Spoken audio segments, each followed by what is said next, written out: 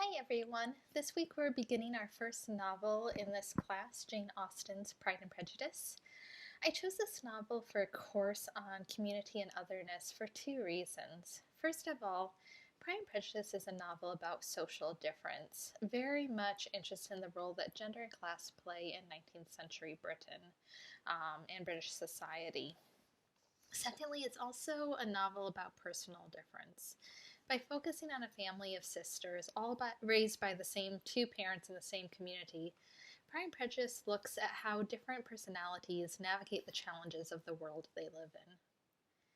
I think it's important to know a little bit about the world in which Pride and Prejudice takes place. Most people call the period of history when Pride and Prejudice takes place, the first couple of decades of the 1800s, the Regency era. The Regency era was still near enough the beginning of the Industrial Revolution for the England that we read in Jane Austen's novels to be still a picture of a largely pre-industrialized life. Families like the Bennets would own a very large tract of land that would pass on from father to oldest son or other living male relative. This land would provide income because it could be farmed, but families like the Bennets themselves would not do most of the farming. Rather, they would rent out pieces of land to farmers, and those farmers would make a living from farming, and the estate owners would make a living from managing their estates and assisting farmers as needed. Such estate-owning families were called the gentry.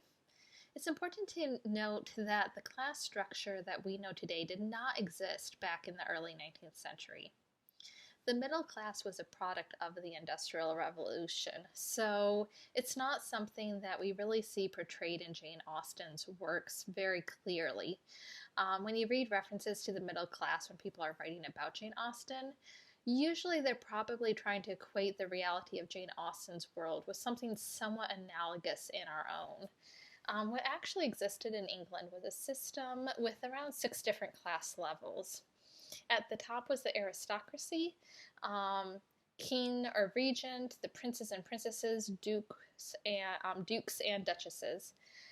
Then under that was the gentry.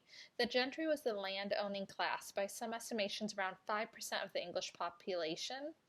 And the men in this class constituted most of the voters in England. If you owned a large piece of land, you also got to choose the rector for the church on your land. So while being a clergyman was not necessarily a very lucrative position, it did put you in the position of being in what they called good society. And after the gentry came the merchants and professional class, men who made their money trading imperial goods, lawyers, doctors, and at the beginning of the Industrial Revolution, factory owners. Next came the working class and those in service. And then at the very bottom of the class hierarchy were those in poverty who depended on local welfare. We'll talk more about class mobility throughout these classes later next week. But right now I want to focus on what it'd be like to be born as either a boy or a girl within the gentry class. If you were the oldest boy, your future was pretty clearly decided for you. You would inherit your father's estate at his death. Before then, you would work with him to maintain the estate, likely after receiving a strong education. English law was very concerned that large bits of family land remain whole and undivided. This concern meant that estates were protected by the law of primogeniture, which required the entirety of an estate to go to the oldest male relative and prevented men from dividing their estates between their children. If you had more than one son, you might send younger sons to Oxford or Cambridge to become clergy, but you might pay for a commission in the military, a practice that would basically buy your son his way into military office on day one of his time in the military, or you might send your son overseas to work as a merchant. And it's important to note that in the colonial context of the British Empire, this would probably mean exploiting foreign countries or even participating in the slave trade, which Britain did not abolish until 1807. So this was part of the legacy of the gentry class at the time that these novels were written.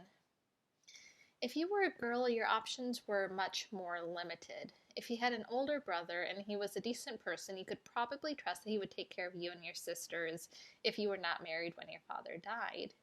Some men would set aside money to help support their daughters after they died, but once again, this meant that women relied on financial decisions of male relatives.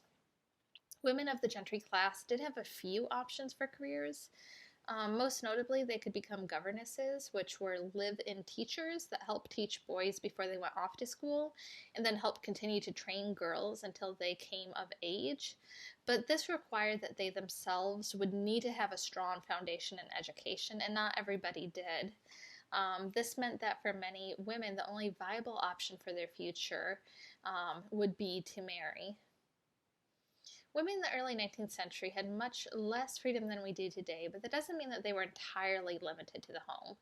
Although developments throughout the century would lead to the strong domestic expectations of women, especially by 1850, even unmarried women in the early 1800s enjoyed relative freedom to travel about their communities unaccompanied, spend time in mixed company, and be an active part of the social life of their communities.